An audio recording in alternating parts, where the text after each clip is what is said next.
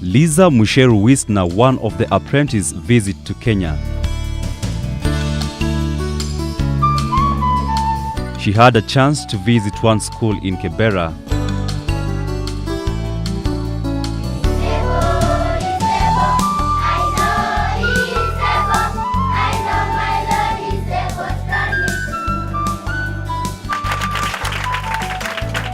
Liza still has her Kenyan moves on. She enjoyed the dance with the school children, an activity that brought joy to the school children and their teachers.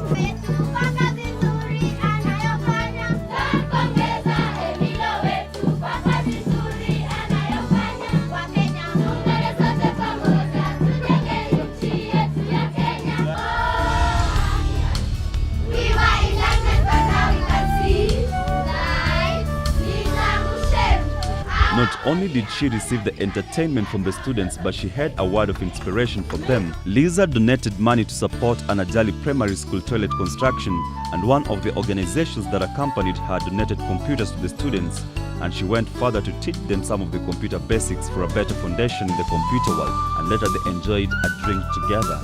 Can we clap for them? Can we clap for them? It is always a pleasure joining us here on People. I am your host, Winnie Adisa. Liza Mucheru Wisner's name does not come as a surprise to many. She is one of the finalists in The Apprentice Season 10 by one of the richest men in the world, Donald Trump. Born and raised in Kenya, she was part of the Kenya national golf team and was recruited to play for Texas A&M University. She pursued a master's degree and started her own company at the same time. She is a wife and mother of two, a belly dancer and a gym instructor. We are privileged to have her here on People. Welcome to the show. Thanks, Winnie. I appreciate it. Let me start by congratulating you for being one of the finalists on The Apprentice. Thank you. Top 3. I'm excited, yes. Wow, congratulations. You're going to tell us about the experience later on. I want you to start telling us about your childhood experience. Which schools did you attend? Yes. Well, of course, I grew up here in Kenya, and my first school was St. Nicholas School, and it was right next to our house where we lived. And then I moved to Brookhouse School, which is on Magadi Road, and that's where I graduated high school, and that's where I did my O-levels and my A-levels there. What kind of activities were you participating in school? Yes. I was really a sports kind of girl.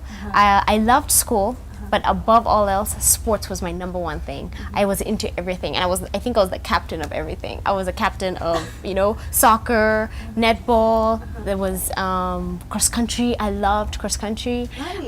Yes, in fact, I was really good at it. And I'm surprised I didn't keep it up. But the competition for running in Kenya is really tough. We have some really good runners. But I started playing golf. My father taught me how to play golf, and I ended up taking it very seriously. And I got to the level where I actually qualified to play and represent Kenya on the national team. Wow. And that was, to me, so exciting. In fact, when I made the national team, I thought, wow, I've made it. This is it for me. But, that opened up a door for me. It allowed for me to get a scholarship offer. I got a letter from Texas A&M University in Corpus Christi saying that they were interested in having me on their golf team and on a golf scholarship. So, you know what? I finished high school and I went to Texas A&M University in Corpus Christi, and I studied computer science. How old were you at that time? When I was on the Kenya team, I was about 16, 17 years old, and then I left to go to college when I was 18. $1 million question. Yes. How did you land on The Apprentice? I have to say that it's a culmination of everything, all my experiences in my life, including golf, including being MVP of soccer team, everything, all the leadership skills that I've learned throughout the years. I have a business in Texas. I started a business while I was going through my master's degree. I have a master's in educational technology. And while I was going through that program, my husband and I, we had our first son. And when he started going through daycare is when I realized that the education in the daycare wasn't exactly what I was learning in school. They were teaching us how, there's so much advanced technology to help children, but the school wasn't doing that. And I thought, wow, he needs to move to a new school.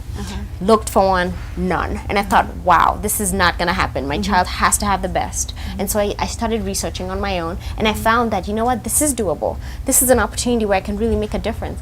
And that's how my company came to life. So we're trying to bridge the digital divide so that all children can have access to technology to empower themselves for success. And then what happened is the recession happened. And of course, I'm sure the whole world has heard of the recession. It happened in America, but it was really, really a global recession. So the recession happened, and of course it happened to everybody. And the whole world knows of the recession that happened in America because it was a global recession.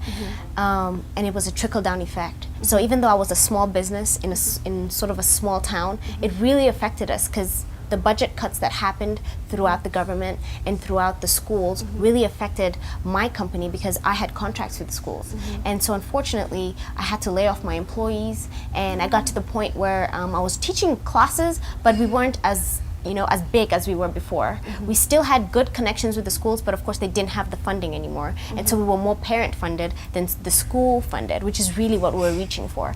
And at that point is when I thought, I'm really struggling. I'm a mother of 2 boys. Okay, anybody who has boys knows, they run around and they like to do everything. They soccer. There's all these different things that young kids do, and you have to put your kids in everything because I was in everything.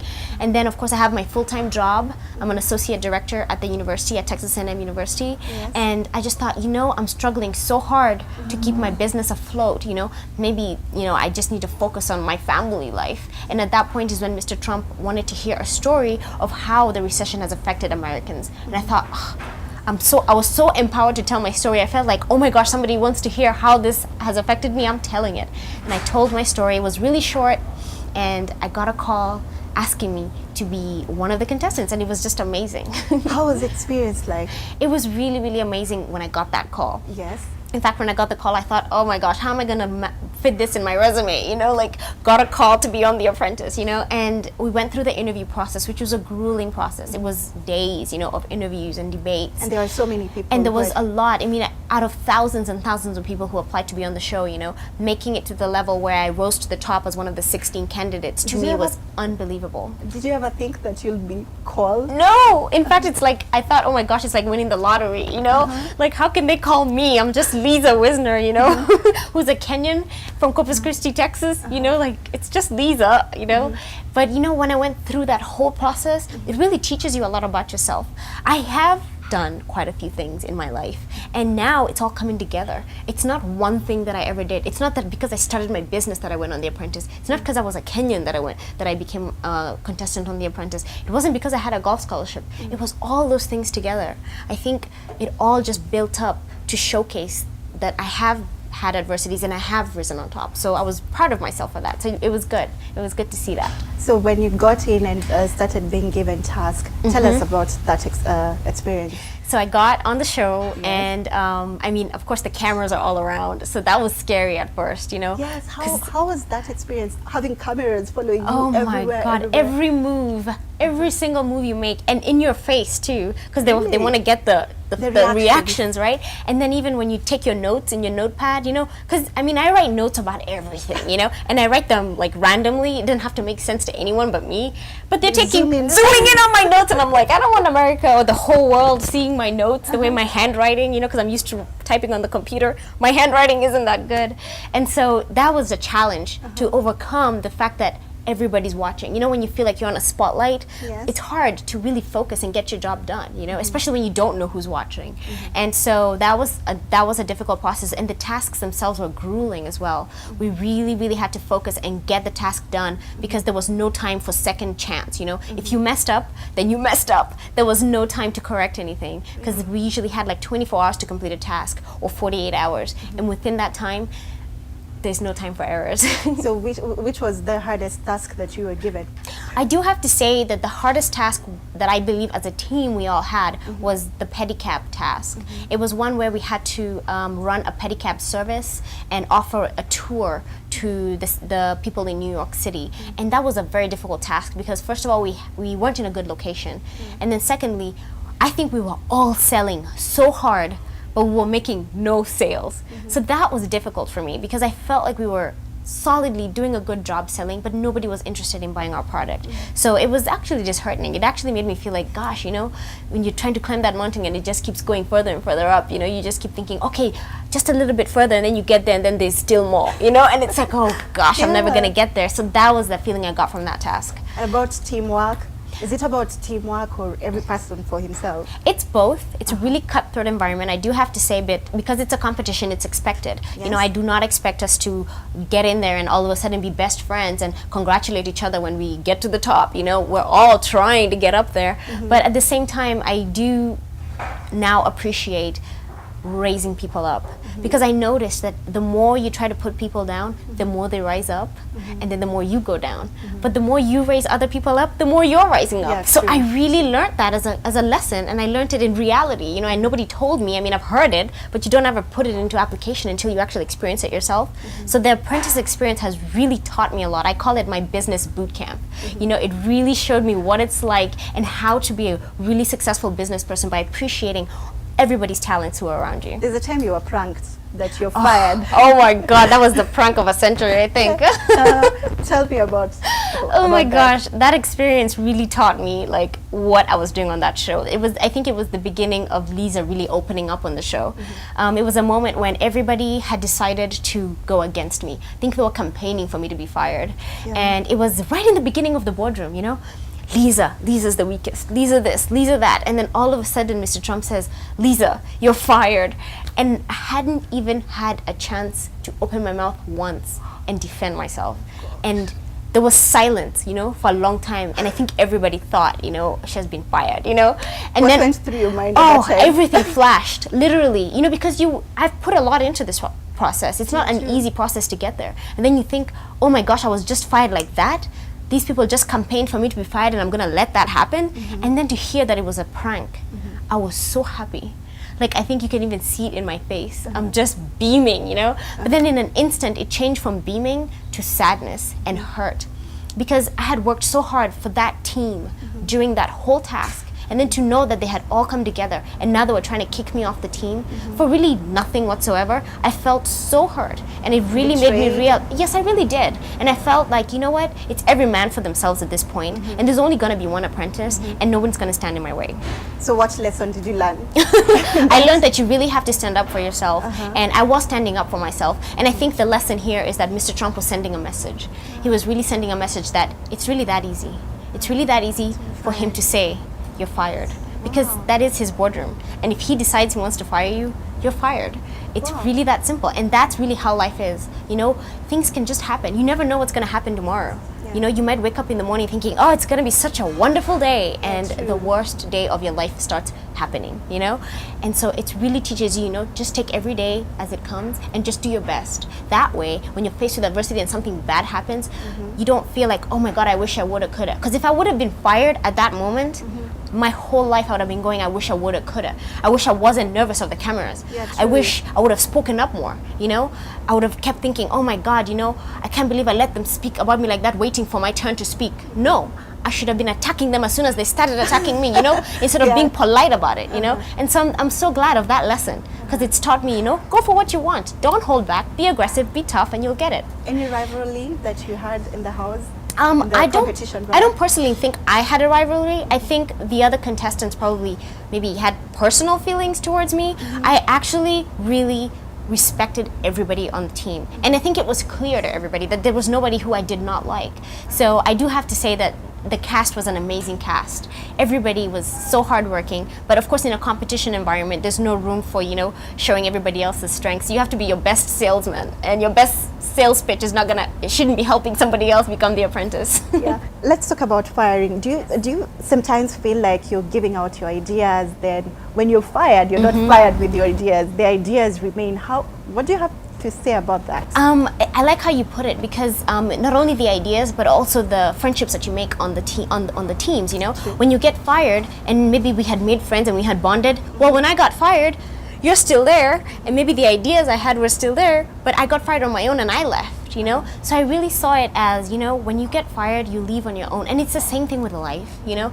If God forbid anything was to happen tomorrow and I passed away, you know, I'm not leaving with all the glory of, oh my gosh, Liza was in The Apprentice. I'm leaving by myself, you know? So it's really just all about how hard you can work now so that you can leave a story for people to, you know, be inspired by, you know? So that my kids, you know, they're 4 and 2, so that they can grow up saying, oh my God, that was my mom. You know, look at what my mom did, you know, and look at the life my mom led, you know, and so that they can grow up the way I saw my parents growing up, and how I feel like, gosh, you know, I'm so proud, you know, they did so much for us, they sacrificed a lot, and now look at the person I am. I want to do the same for my children. Tell us some of the advantages of being on The Apprentice. Some of the people are just wondering, okay, fine, why do I need to get on The Apprentice? The Apprentice is the ultimate job interview. It is the opportunity for any person who's interested in business to really get a leg up in their career. Mr. Trump has been so successful. He's really known for being a really great businessman. And having an opportunity to work under a mentor like that is really, really the ultimate opportunity for your career. And I do have to say that any time in life that you have an opportunity to work with somebody who has achieved so much, it's really just a growth process for you, and you learn from all the different experiences that happen. Now imagine learning from somebody who has had more experiences that you can imagine. You know, it's catapulting your career to the next level. And so that is why I was interested in being on The Apprentice, not because I thought, oh wow, I'm going to be on TV, you know, it's going to be exciting. Of course, that's also a little bit of fun, but at the same time, you know, when you think of the prize at the end, when you think of the way you're going to be spotlighted and people are going to see how hard you're working, you know, you really think, wow, you know, I can make things happen for myself and I can take it to the next level.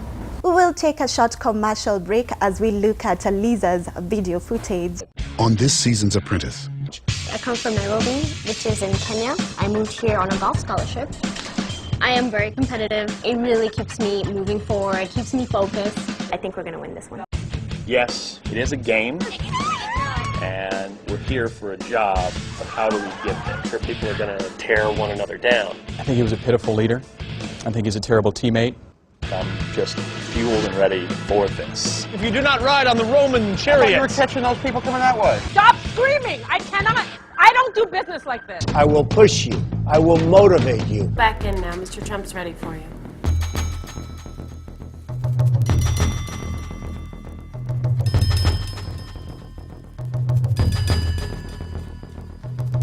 Masa, earlier you called Tiana evil. Do you believe that? I think that she's lazy. I think she's been a weak member from the very beginning. I mean, do you think Tiana was the weak link? At the end of the day, we had a task and the concept was picked by the project manager.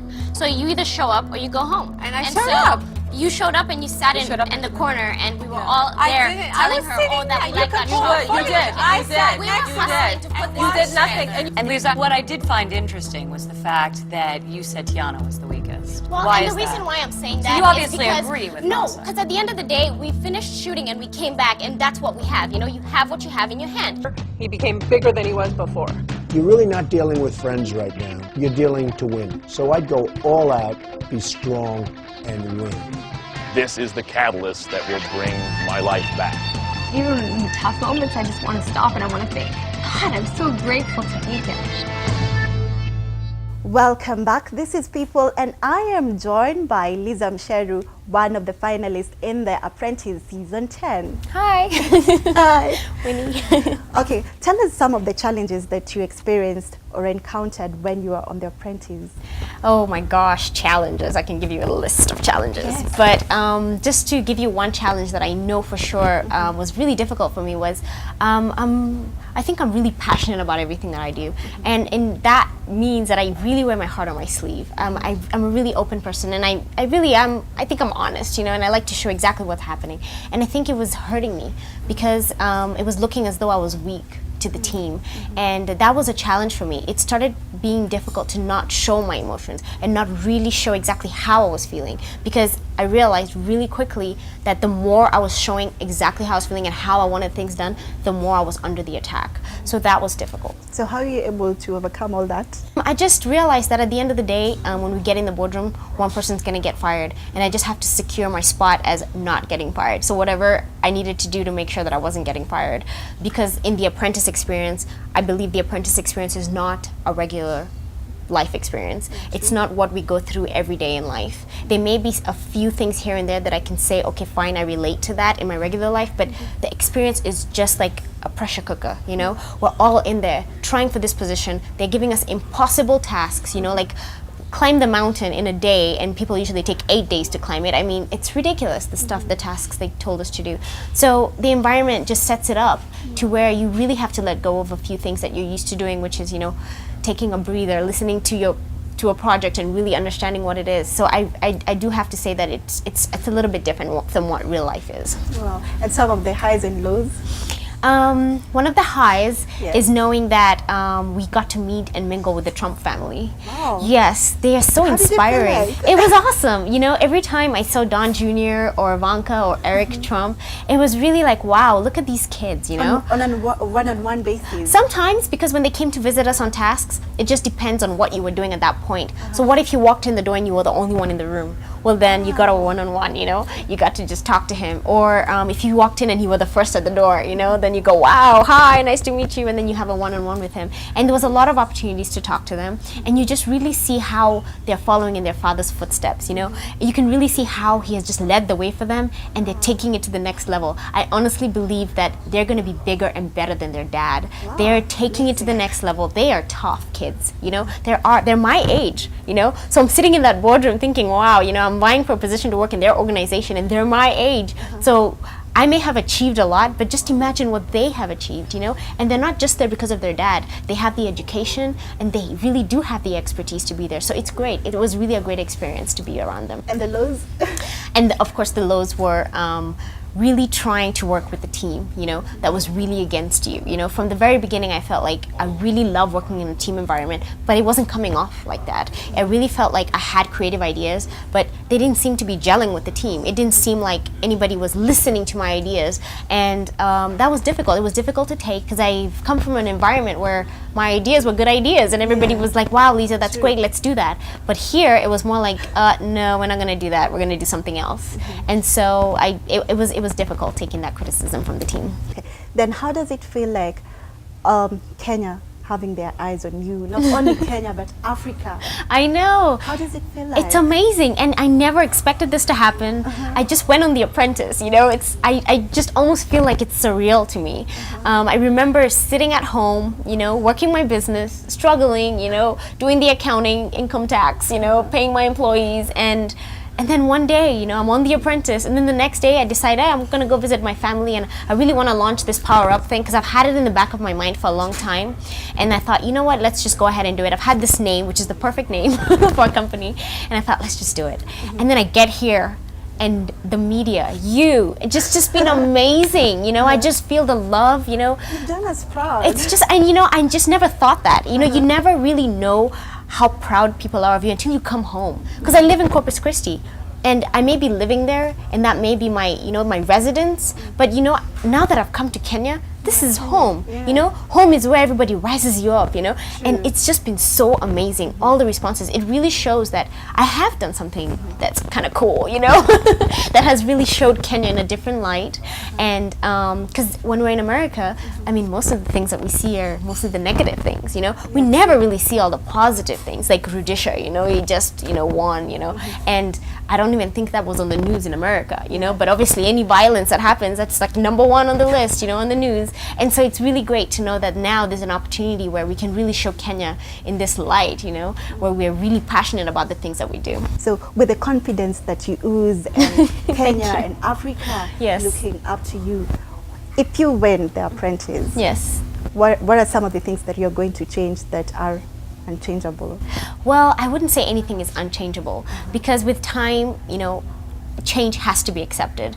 It's always, there needs to always be a chance for adaptability. Everybody has to adapt to the environment, and the world is changing, you know. There's no way around it. It's going to change regardless. So I honestly believe that it's just a matter of time. I do have to say that the changes that have happened in Kenya are amazing.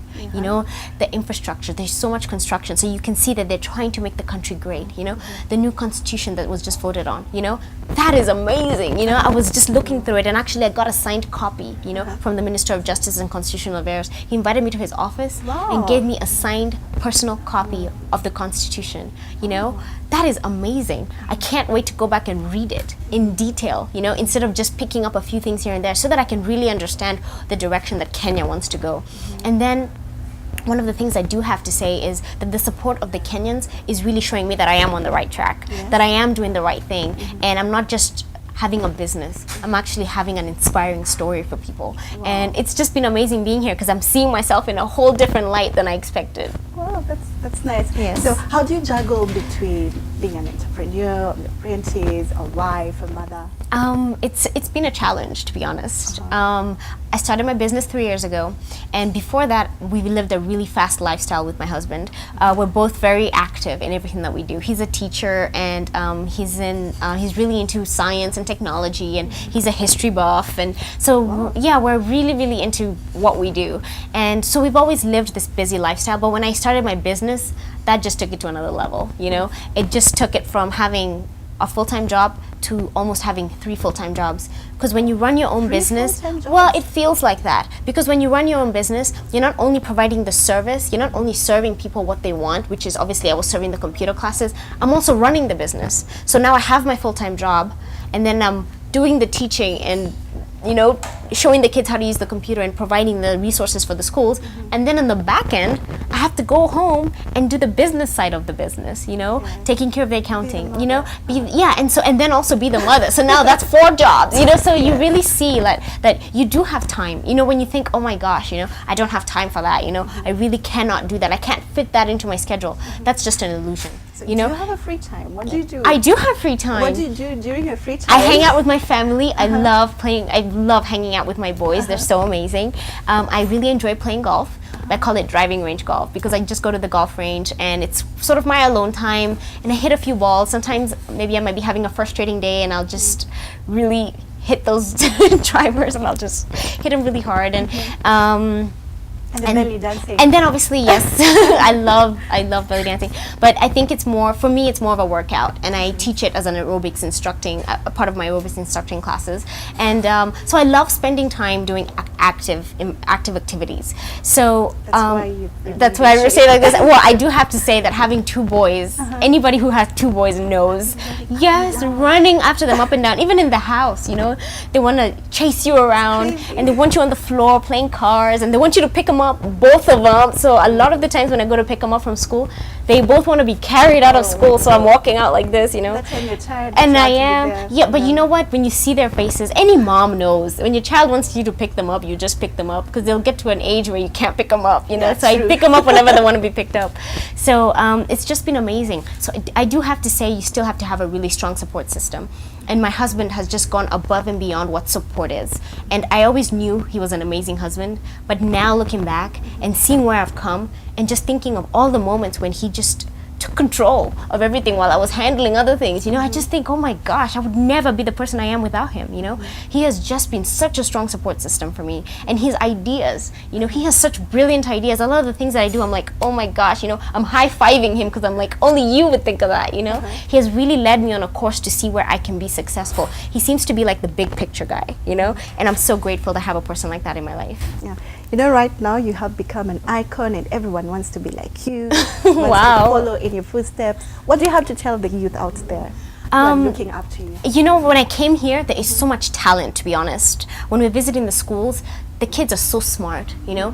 When I talk to the other Kenyans, you know, when I meet them on the streets, you know, you can see that there is so much innovation, you know, here in Kenya, and there's so many ideas. And then it shows you, you know, when you're faced with adversities and when things are not, when you have limited resources, is when you really succeed, because that's when you really see, you know, how can I do that? You know, how can I really, you know, be efficient with what I'm doing because I don't have a lot. And you know what?